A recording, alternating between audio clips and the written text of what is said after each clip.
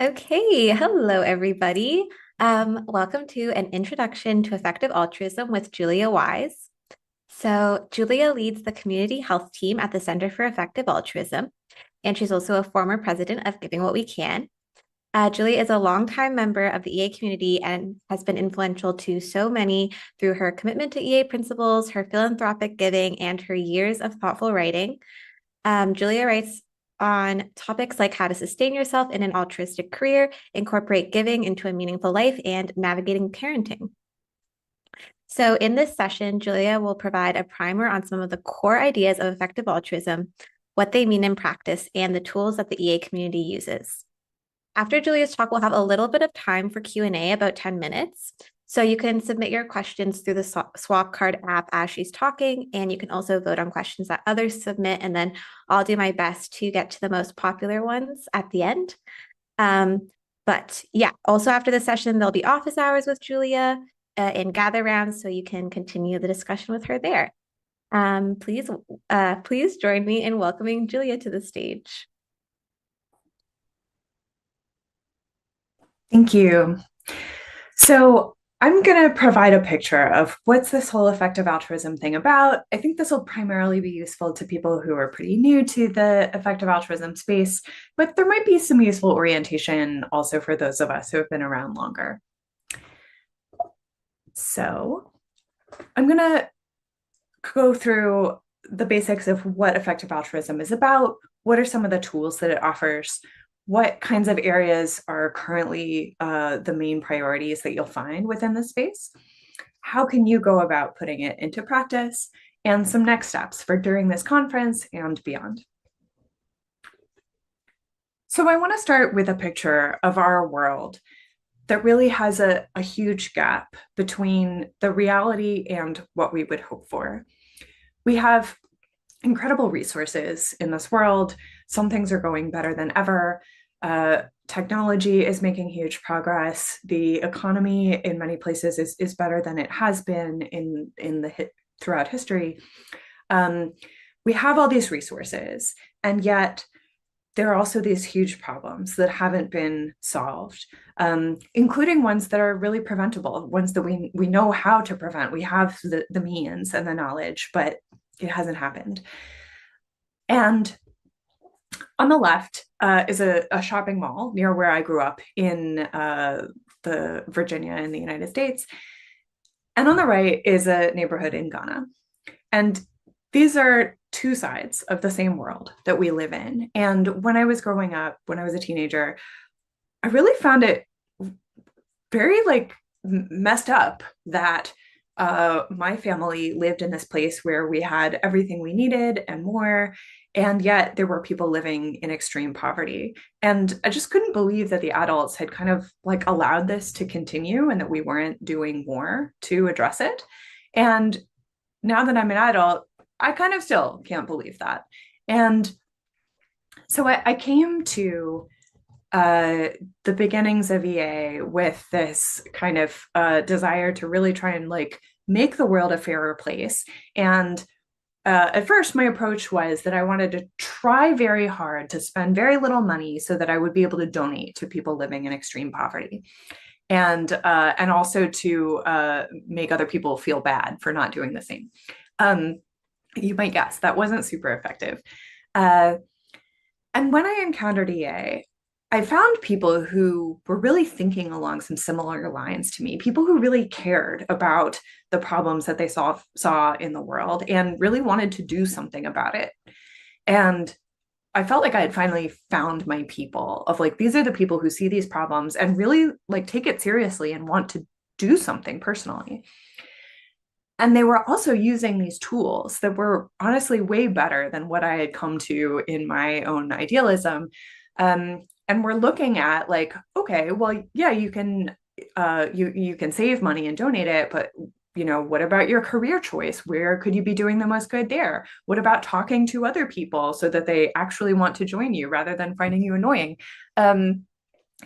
These were things that I honestly really hadn't explored. And throughout my involvement in EA over the last sort of 15 years or so, I've just found it so useful to being able to take my energy and make it actually do more good. So I hope that that's the experience you'll have too. As you look at this gap between what the world is and what it could be, what we hope it could be. So that really brings us to this key question at the heart of EA, which is how can we use our resources to do the most good? And those resources are limited. We each only have one lifetime on this earth, and we have limited money to apply to problems, not just as individuals, but any organization, any government, any charity has only a limited amount of resources that it needs to divide between all these different possible problems and different interventions on those problems. So we're looking at this situation and trying to figure out how do we allocate things the best so that we can have more good things in the world.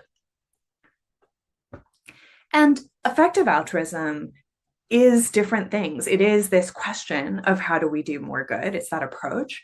It's a toolkit with a lot of different concrete tools for using evidence and reasoning and strategy to find our best options for moving forward to do concrete progress.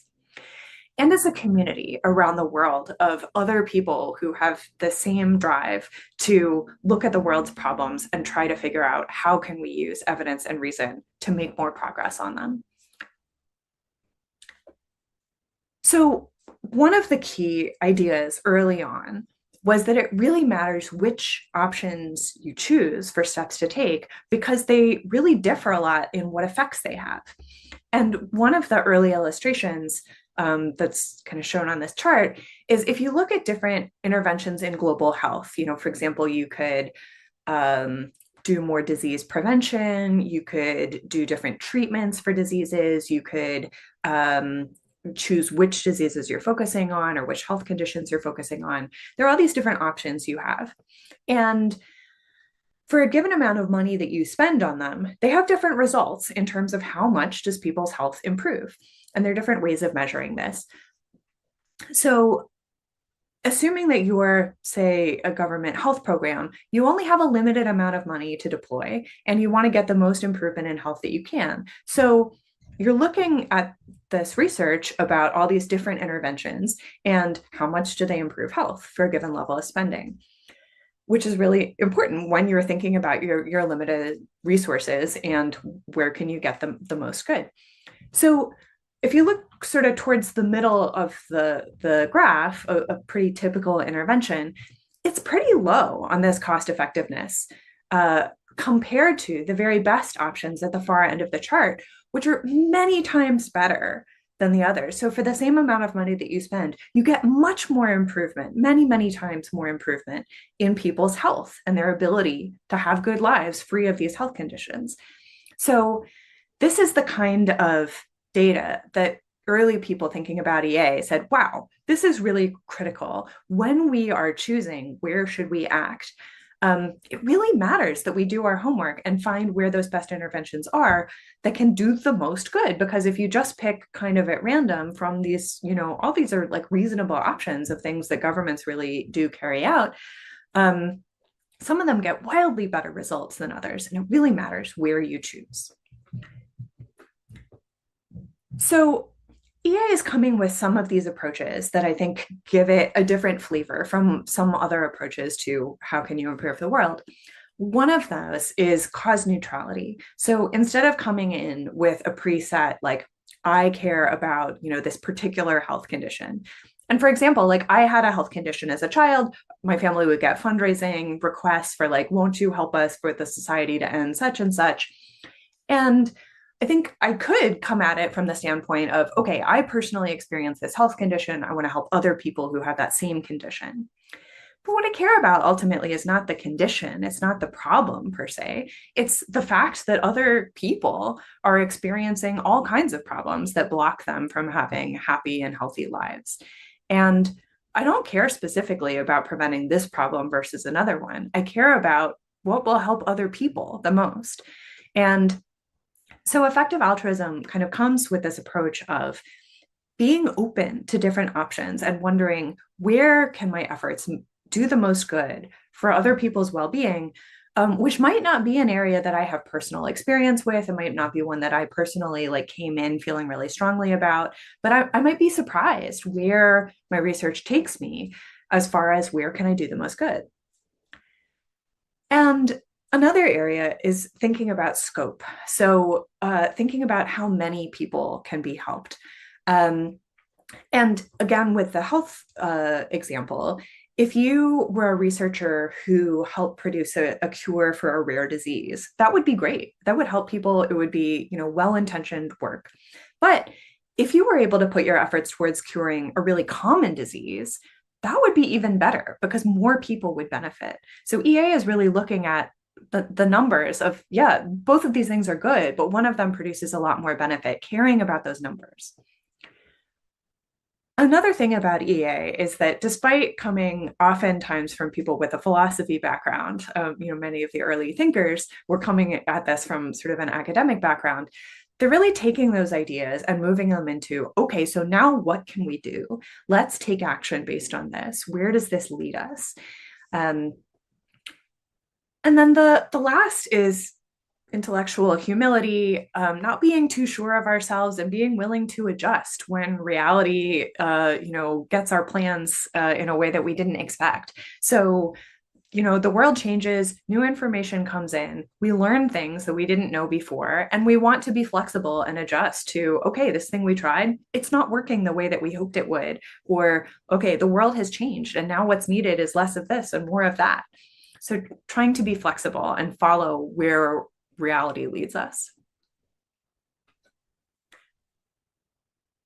I'm going to talk through some of the tools that effective altruism has provided for really kind of being able to make more difference that I and others have found useful. The first tool is what's been called the moral circle expanding. So Peter Singer, who's a philosopher who's speaking later during this conference today, I believe kind of came up with this framing of, traditionally many societies treated your responsibilities as primarily to maybe yourself, your family, and then maybe your village, your tribe, but, foreigners, people who aren't like you, traditionally many societies treated those as people who aren't worthy of the same kind of concern. And many of us, when we think about what do we truly value, we realize that, I don't care about just people who are like me, people who have similar characteristics or who come from similar backgrounds to me. I care about people wherever they are. And so that might lead people to care about, okay, maybe the place where I can do more good is not here where I live, especially for those of us who live in high income countries. Maybe we can do more good by putting our resources towards projects in low and middle income countries, even though we may never meet the people, in another country who benefit from that. Maybe we realize that we don't just care about humans. If animals, experience good and bad experiences, they can feel pain, then that matters to us too. If we think it's wrong to torture an animal, then there's something really alarming about the food system that keeps animals in terrible conditions. So thinking about animals, I think some animal advocates recently have said, we talk about farmed animals, but what about other animals living in the wild who also maybe having terrible experiences? Is there something we should learn about that or, consider, like, can we help with that in some way? And then also people in EA who are thinking about, people who aren't born yet, not just people who are alive today, but people who will be born in future generations. Are there responsibilities we have to not mess things up for them, to create a better world for them? And also thinking about as artificial intelligence becomes more developed, at some point, are these digital minds, are they having experiences that are good and bad? Can they experience pain or well-being? How do we think about that? How do we understand that?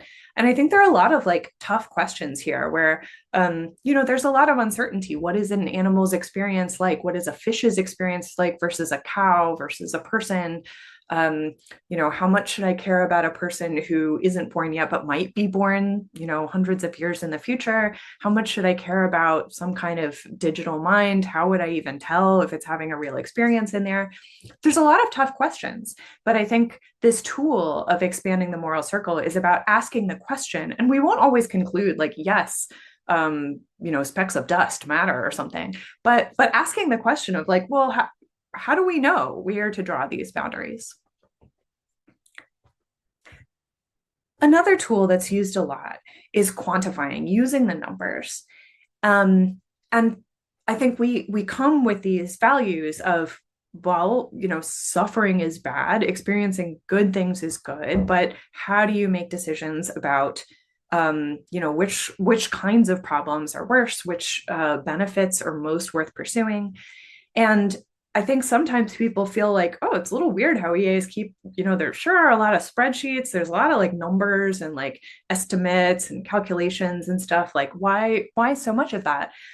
And I think this is coming from a sense that estimates are often the best we have. And coming at it based on basically like vibes or intuition is actually just like leads you to sort of less informed ability to choose than if you do try and put some estimates on it, try to use what data we do have to make some rough guesses at how these things might compare to each other.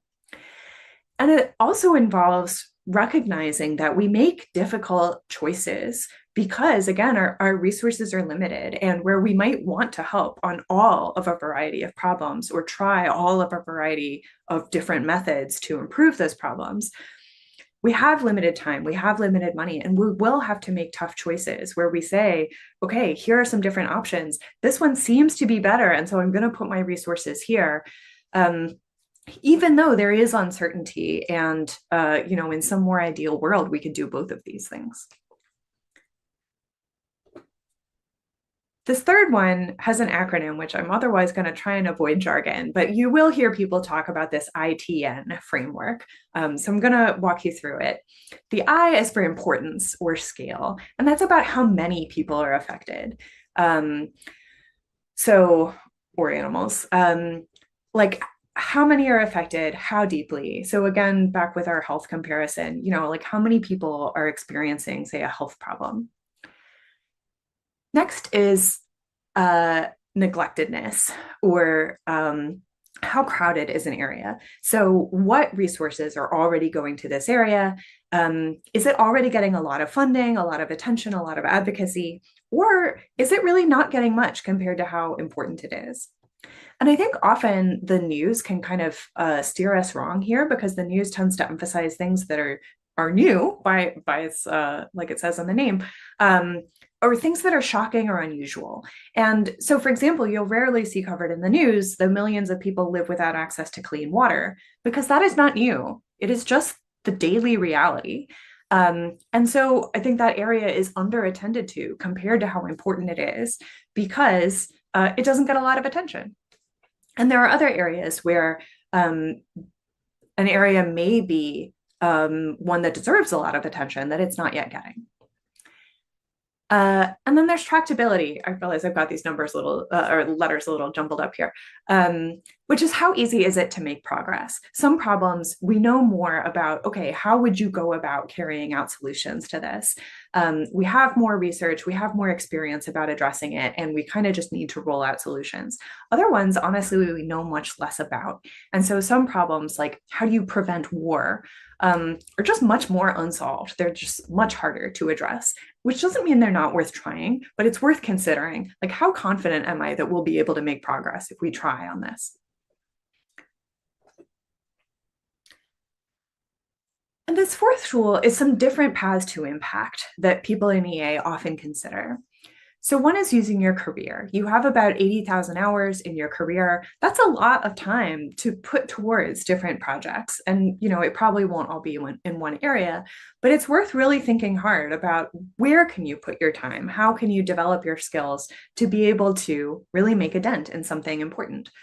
And some of the resources that you'll see referred to might be the 80,000 hours is the name of an organization based on the number of hours that provides written career advice and some amount of advising. Probably Good is another project that also provides a lot of different written career advice for different areas. Then you have donations. So a lot of us have, come in saying, look, money is one tool that I can use. There are all these good projects that need funding in order to carry out their work. And I can really do a lot of good from my own home without disrupting my whole life, without changing my career path by using money that I have. And so more than 10,000 of us have taken a pledge to donate at least 10% of our income over the course of our careers. Other people have taken, shorter term pledges or pledges for smaller proportions. And together, this community has donated a significant amount to some really effective projects. I think that's like a great tool to consider, including like in combination with other options that you have.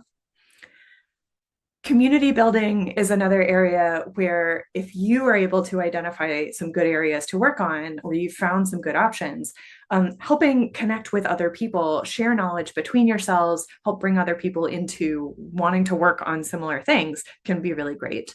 In the photo here, we have somebody from Hive, which is a networking space for people working on animal welfare. So that's just one of the options.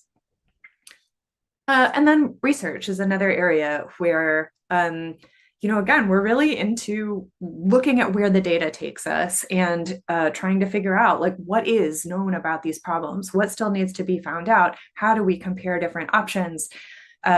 One of the projects that is a classic within the EA space is GiveWell, which is a charity evaluator looking at different interventions and different charities within global health and well-being. So this is a snippet of their website comparing different options. So I've spelled out some of the considerations about how do you think about where to focus. And some of the common conclusions that people have come to in EA are these three areas. These are not the only areas that people might work on, but they are three of the main ones. So I'll go through these, starting with global health and development.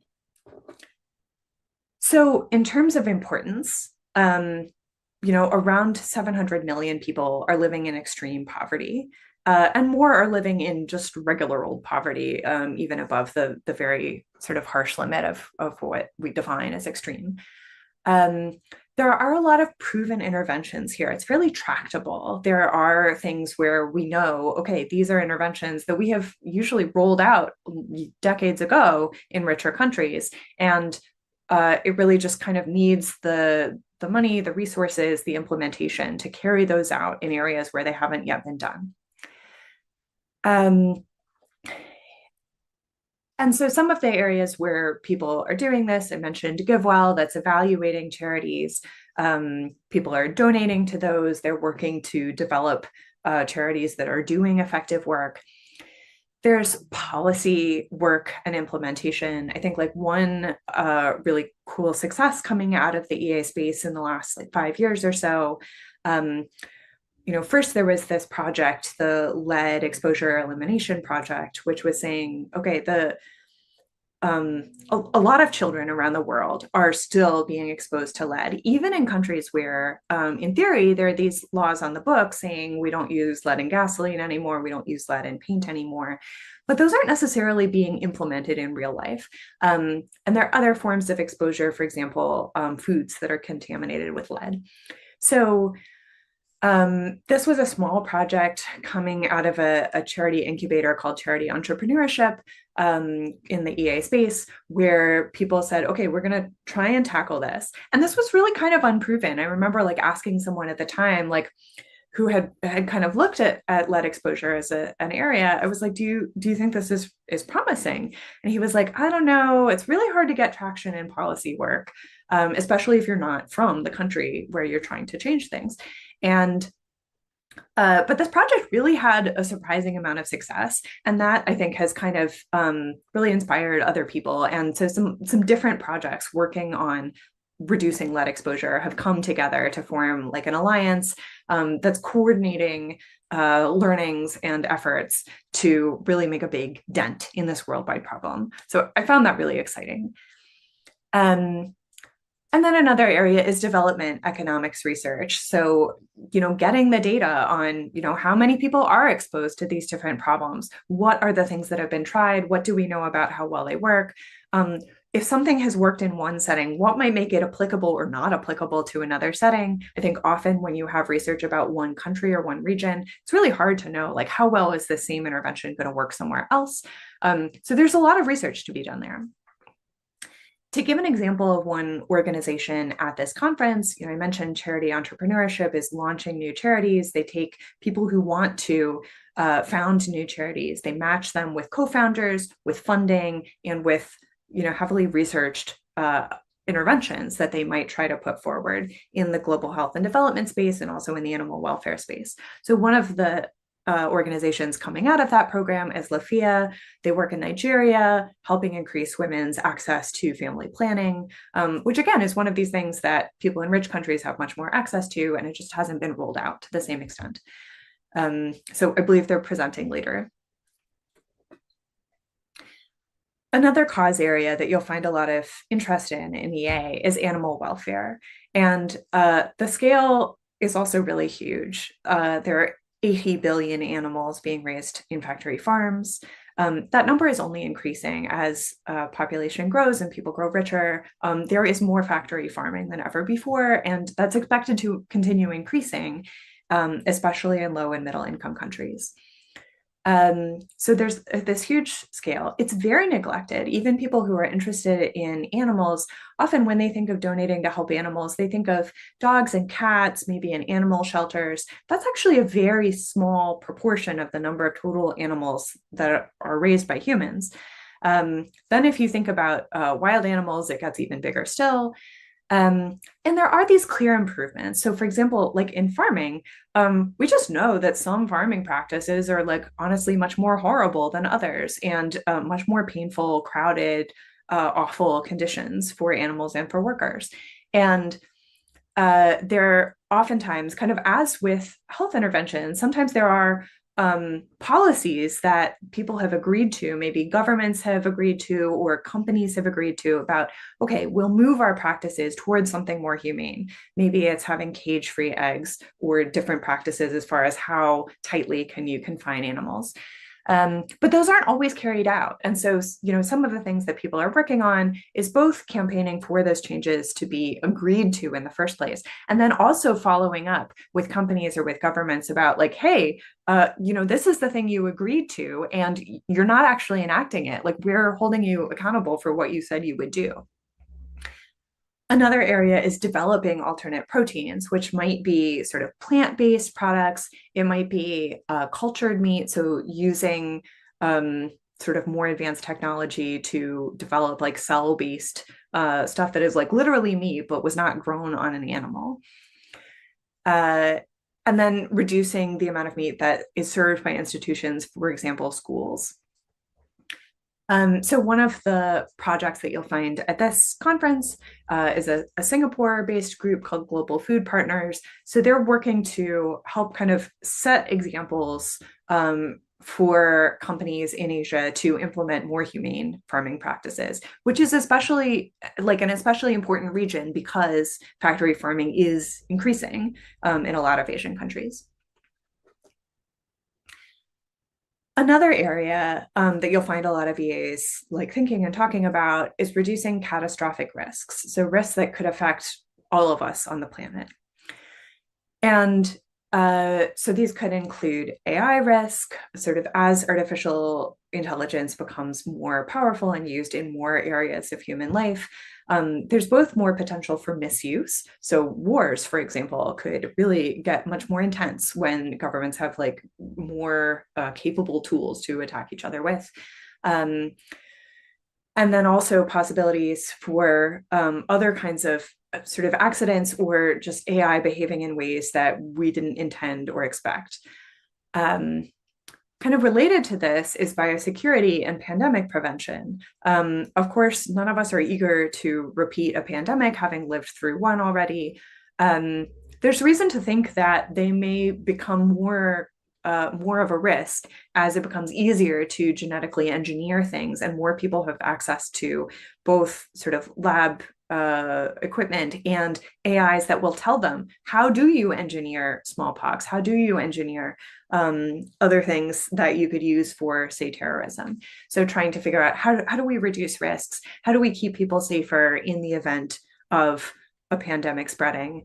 One of the projects that I'm a fan of is called Blueprint Biosecurity, working on better PPE, personal protective equipment. How would we better protect frontline workers who are keeping things like the water and the electricity and the health systems going if we have another pandemic that's especially deadly? There's reducing nuclear risk. So the world still has a lot of nuclear arsenals. I think more money was spent on producing the movie Oppenheimer about how the nuclear bomb was developed than is spent by all the philanthropic efforts to reduce the risk of nuclear war put together.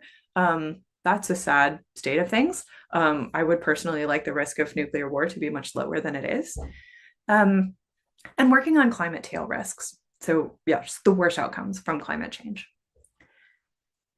So, again, they score very highly on importance because they could affect everyone alive and everyone who ever will, hopefully get a chance to live.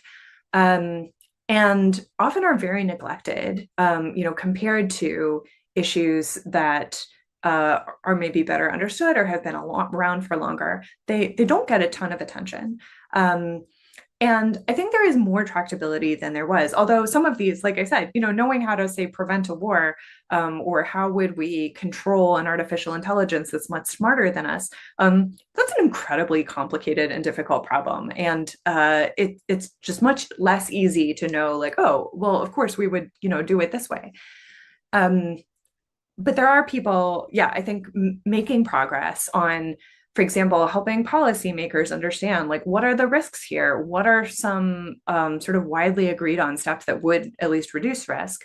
So there's policy work, there's technical research about, what could be done here. One of the research projects I'm also a fan of is AllFed, the Alliance to Feed the Earth in Disasters. So thinking about if there were a nuclear war that caused a nuclear winter and there was much less sunlight for growing food crops, we'd have a real problem with feeding everyone. What crops, what agricultural methods could be used to feed people in such a situation? I'm glad that someone is doing that research. And field building of helping people understand, okay, what are the problems here? Let's get organized, try to figure out, what work is needed. How do we move forward with this? And another example that's at this conference is MATS, which is an AI safety research program that aims to take kind of promising researchers, match them with mentorship and projects to work on, and help upskill them to be able to work on AI safety research.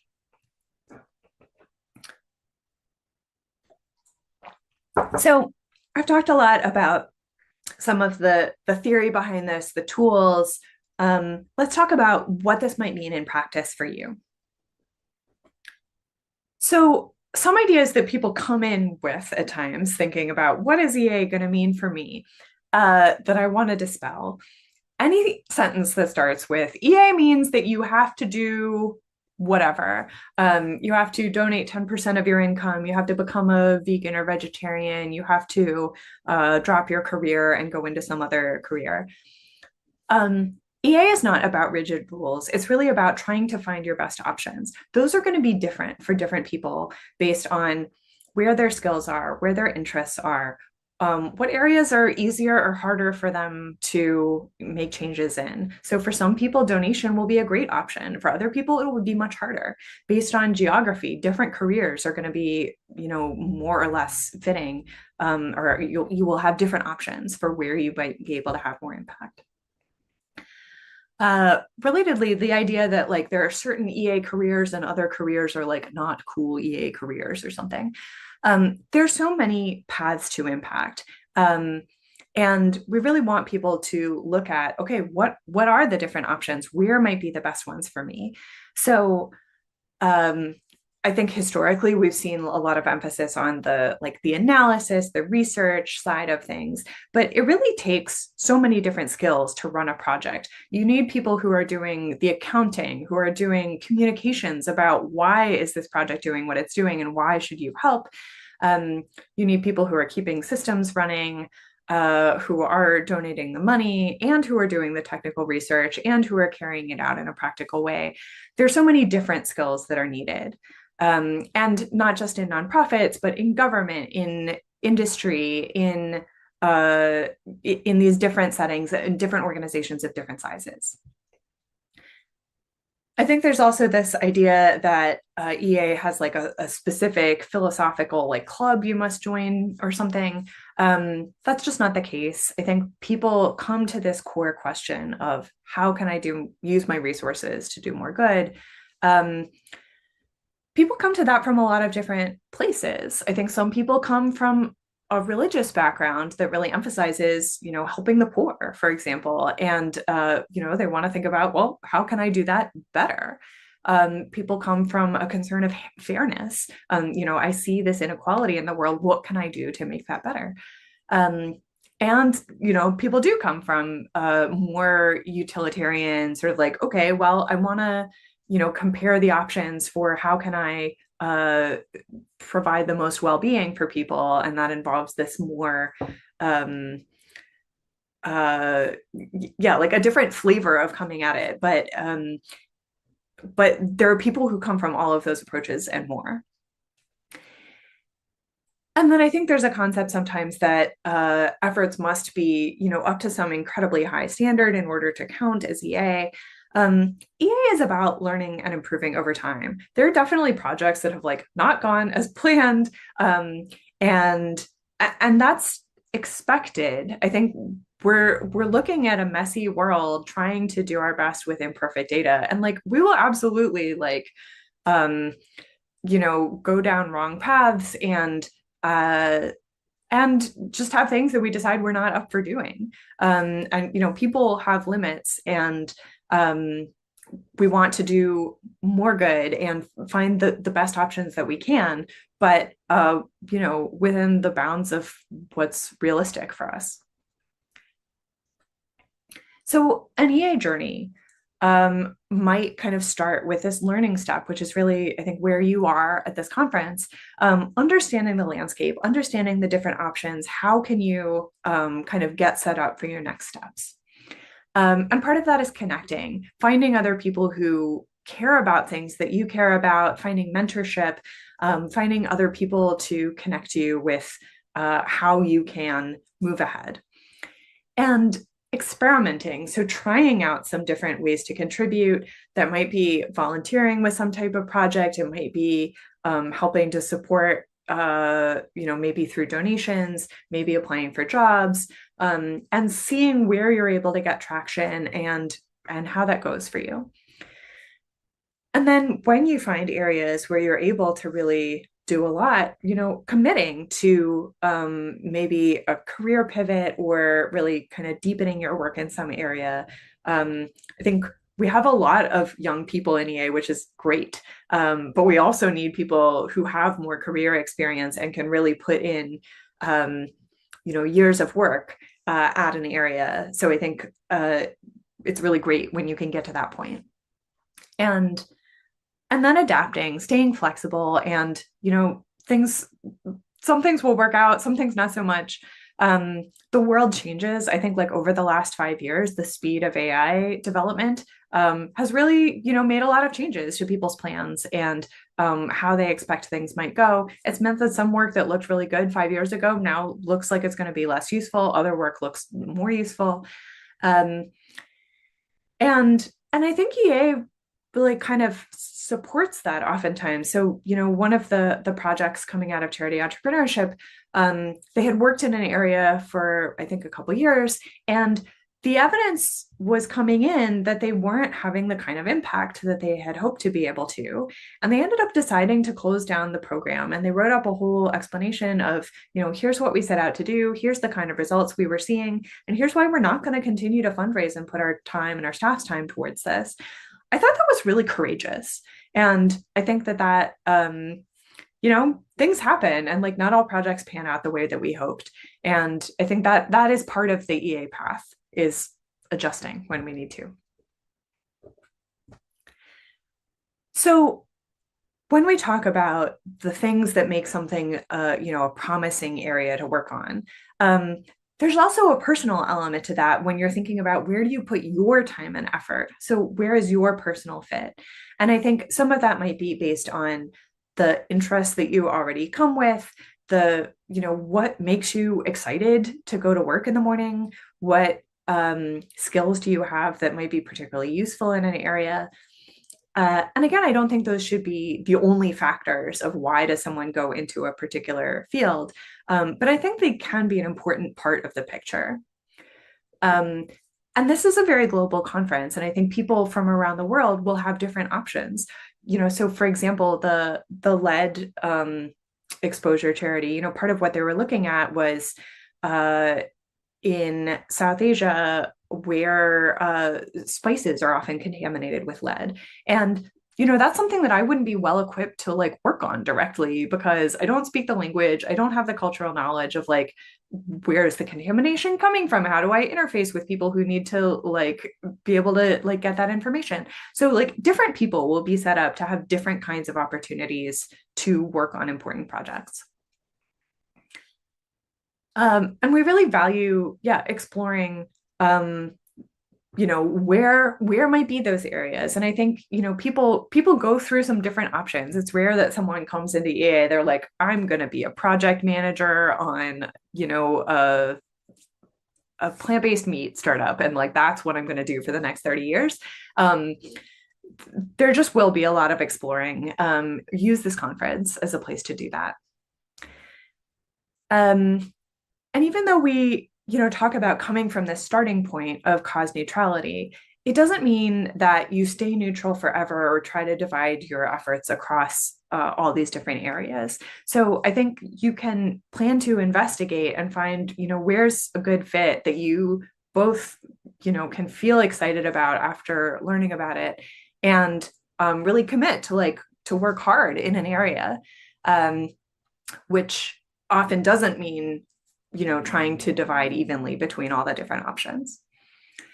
And I want to give one example from the Probably Good career advising website. So this is just a snippet of some of the different career profiles that they have in the policy area. So one is civil service in low and middle income countries. Another is monitoring and evaluation. So, efforts that are tried to improve something, how well are those actually working? How do you get the data to be able to readjust efforts as needed? And policy work. So, for example, the fact that lead paint has been banned in many countries, like that's great. How do you make policy changes like that? And then there's the implementation side too. So this is just a snapshot of like a few of the options that are worth exploring. So next steps, as you're going through this weekend, during EA Connect, attend sessions in areas that resonate with you. Those might be areas that you're already interested in. There might also be ones that are worth going to because you're like, wait, what is that? I've never heard of this area. I've never thought about this area. You can book meetings with mentors. And join affinity groups or meetups for different cause areas. There's places where you can find people who are interested in some of the same things or coming from backgrounds that you might like to connect with. You can visit the organization fair and really ask questions. Use this space to learn. I think it's useful to organizations to know like what is it that people need to know about, like that would help them with their next steps. So after the conference, some next steps, continuing to learn more. One place to do that is EA virtual programs. And Another are the career advising sites that I've mentioned. So the 80,000 hours career guide, the probably good career guides or profiles of different career options. There's a career boot camp coming up. I believe you can find that through the opportunities board on effectivealtruism.org. As far as connecting with other people, there are EA groups in many areas of the world. There are also areas where there isn't yet one. Maybe you want to find a local meetup. Maybe if there isn't one, you want to start one. About 15 years ago in Boston, there was no EA group. I invited some friends over. It turned into the EA Boston group that's been going ever since. So maybe you want to try something like that. Taking action. You could consider making a donation. You could consider taking a pledge to donate on an ongoing basis. I think of it kind of like how if you want to work out more, you might join a gym or join a running group, because like having other people to help you stick to a commitment makes it easier to carry out the goals that you set for yourself. And that could be a small pledge. So like the try giving pledge and the giving what we can is one place that helps kind of structure that. So that's one place to check out. There are other conferences coming up over the next year around the world. You could look at eaglobal.org for a list of the different conferences coming up. EAGX are the ones that tend to be more regional. You could look at different ways to kind of build your skills in careers or make changes in your career. And as far as staying informed and staying engaged, I think the EA Forum is one space for that. Newsletters like the EA Forum Digest or other, the EA newsletter, other newsletters from different organizations can be a way to get like a bit more of a condensed form if the forum is a bit much.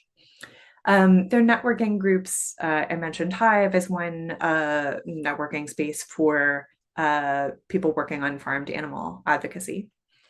And there are others in other spaces.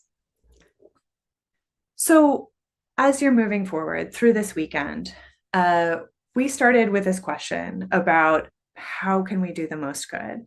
And I don't expect you to have all the answers. I certainly don't. Effective altruism as a movement does not. But we are exploring together.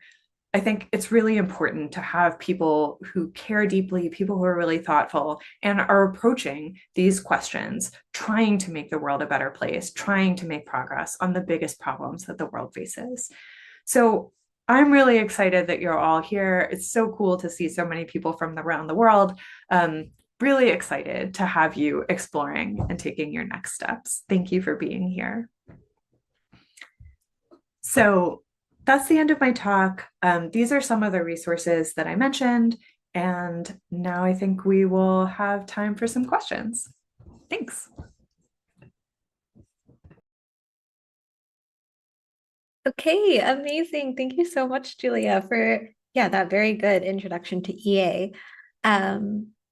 So we don't have a ton of time for the Q&A, so just a reminder that there is office hours after this if you have lots of questions for Julia, but I'll try to go through a few with you now based on what people are putting in the Swapcard questions. Okay, maybe just to start off, there's one question here about dealing with paralysis when it comes to trying to choose what to do, knowing that you could always be wondering, oh, is there another more effective thing I should be doing? Yeah, do you have thoughts on that? Yeah, I think there's some kind of explore stage and then kind of really move into investing in an area stage that, should come at some point. I think it might depend on kind of how much knowledge you already have of different spaces. I think some people are like, well, I already know that I have maybe a lot of professional experience in some area. And so I might want to like explore some other options, but really kind of like heavily lean towards where my previous experience kind of suits me best to be able to contribute to something.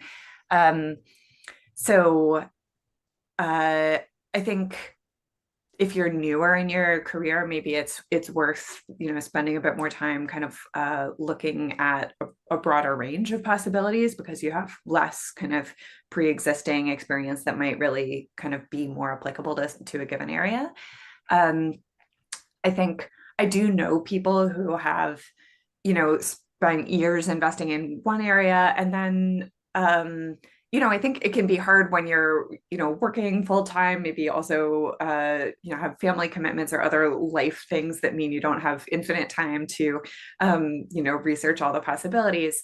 It can be hard to set aside time to, really think about some major change. Um, I think some people, for example, like my husband, when he, there were times where he was much more heads down on, okay, this is the project I'm working on. I'm really not trying to explore all the other possibilities for now. And then maybe setting a time frame where you're like, okay, at the end of this year, that's where I'm going to really kind of try and spend a week or two dedicating more time to exploring possibilities, asking other people about, what are they aware of that maybe I should be considering. Um, and kind of like chunk those decision making like periods of life, because I think it can be kind of exhausting to like spend your life kind of like always with a question in the back of your mind, like, wait, should I be like switching to something completely different? So I think sometimes kind of batching those like decision making periods can be helpful just for people's like level of like knowing what they're doing on any given day. Nice. Yeah, yeah, I really like this approach just to make sure you don't like lose your sanity. Um, nice. Okay. So we have another question here about long-termism, and it kind of gets at so long-termism is an EA idea, but it also can be a bit more controversial. And the question is basically asking like how does EA approach those trade-offs between helping people right now versus helping people in the future? Yeah, so I think this has been like an ongoing question, and that there are, EA does involve these like tough trade-offs of like any given person and organization will need to like decide where to focus. And I think for some people, they really feel like much more solid about working on problems that currently exist for people who are like already experiencing problems in the world, and really feel much less kind of willing to put resources towards more hypothetical situations that we might be able to address for future generations. And other people, I think, are more into, okay, looking at a big picture, in 100 years' time, what will people wish that we had done differently? What are the things that we might be able to set up now that will, create a better future for the children and grandchildren of the people who are, currently experiencing problems. Um, and I think some of it is that different people will be drawn to different approaches. And I think if you really like hate an approach, like, that's probably not the one for you. I think the good thing about having a community is that we can have a spread of different approaches. And I think like I wouldn't want to see effective altruism as a space working entirely on, kind of long-term future projects only, or entirely on immediate needs that don't kind of look at the future planning. So I think it's really good to have a spread of some projects that are working on much more concretely, we know more about what the problems are now, other people working on this more exploratory work. And I think later today there's a talk by Will McCaskill who's done kind of this full range of like, helping get giving what we can started, which is really focused on immediate needs in global poverty. And now he's working on this much more exploratory work of what could humanity look like, many generations in the future. Are there things that we can do to set up a better future now? And that's much more uncertain. So I'm happy that there are people working on this different range of projects. Yeah, yeah, totally. I think there's room for people who have different answers to the long-termism question. Yeah, nice. Um, okay, I think there's like barely time for one more question. Okay. And there was like a complicated one, which was a good question. Um, okay, yeah, maybe I'll try to pose it anyway. It basically gets at how does EA reconcile its evidence-driven framework with a sort of global need to also try and address like more abstract structures, structural issues like protecting democracy, this kind of thing? Big question. Yeah. Again, I'm gonna kind of say, like, I think it's valuable to have a spread across the community. And I think there are some people who are like, oh, work, say, on, political structures or something like that. They're like, wow, that's really hard. And it is. And they're saying, like, we want a good chunk of effort going to these more solid interventions where it's sort of like more straightforward. It's not controversial. Nobody is like, yay, malaria. Like everyone is like, yeah, less malaria, please. Um, and so there's some that are just more straightforward to work on. There are other ones that are more contentious, are less certain, and also maybe have like very high value. So again, with the kind of the tractability issue, I think like that's a strike against some areas, but maybe they also have very high importance potentially. And so I think you'll have people who are drawn to more kind of exploratory work of like, well, it's worth having some people try these projects that have less chance of success, maybe, but maybe success is especially important. And other people working on these more solid kind of projects where we know more about what the likely outcomes are, and we kind of have some more evidence about how is this likely to unfold. Nice. Yeah, absolutely. Okay. Thank you so much, Julia. Yeah, thanks for your time. And now we can all kind of go over to the gather round if you have more questions for Julia. And thanks to everyone for Great. being here. Thank you so much, all.